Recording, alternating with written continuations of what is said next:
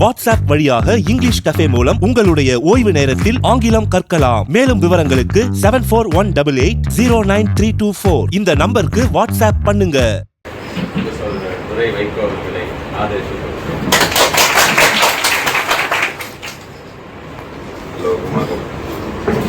நம்முடைய ஆற்றல்மிகு மாவட்ட கழக செயலாளர் அவருடைய தலைமையில் வைகோ உள்ளிட்ட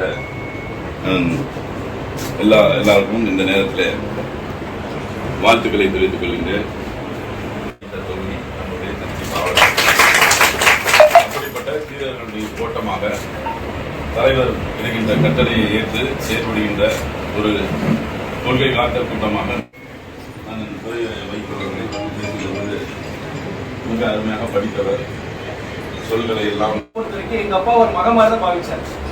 அரசியல நல்லா வரணும், வைகோ வரணும்னு நினைச்சு அவ்வளவு தூரம் என்ன வளர அரசியல் வர்றதுக்கு முன்னாடியே நிறைய சொல்லியிருக்கிறாரு. இன்னைக்கு மறுபடியும் ஒரு வாய்ப்பு எனக்கும் மகேஷ் அவர்களுக்கும் அந்த குடும்பத்தினுடைய உறவு தொடர்றதுக்கு ஒரு பெரிய ஒரு வாய்ப்பு.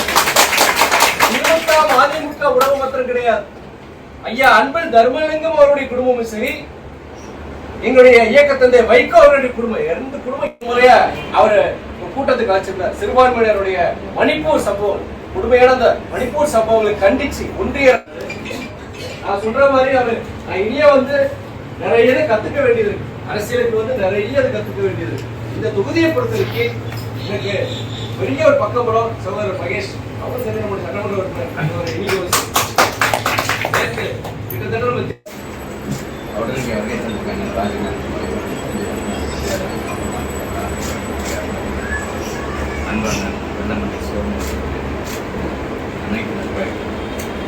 நம்முடைய மாநகரங்களுடைய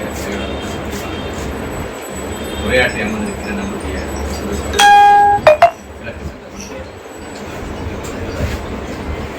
பகுதி கழகத்தினுடைய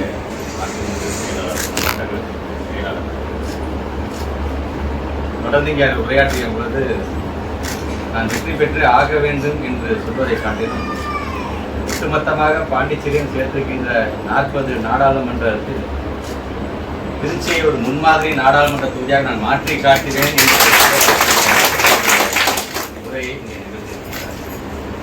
திராவிட முன்னேற்ற கழகம் என்ற நம்ம இயக்கம் எப்படி ஒரு ஜனநாயக ரீதியாக ஒரு வேட்பாளரை தேர்ந்தெடுக்குமோ அதே போன்றுதான் என்னதான் அதனுடைய நிறுவனத்தினுடைய மகனாக இருந்தாலும் அவர்களுக்கான அந்த கூட்டத்தை அவர்கள் கூட்டி அதன் மூலமாக தேர்வு செய்யப்பட்ட ஒரு வேட்பாளர் தான் இங்கே அமர்ந்திருக்கின்ற நம்முடைய அன்பு வேட்பாளர் வைகோ.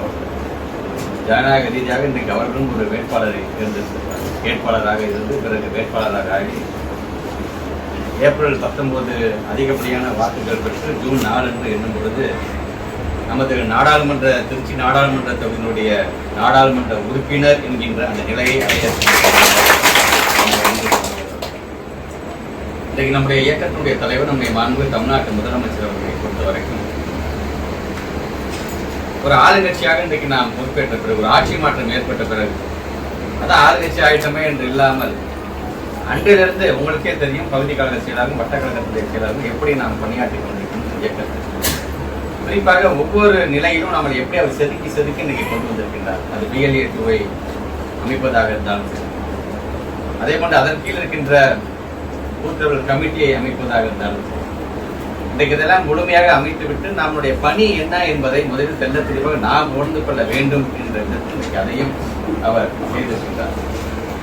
ஆக அந்த விதத்தில் இன்றைக்கு நாம் களத்தை பொறுத்தவரைக்கும் தயார் நிலையில் இருந்தோம்.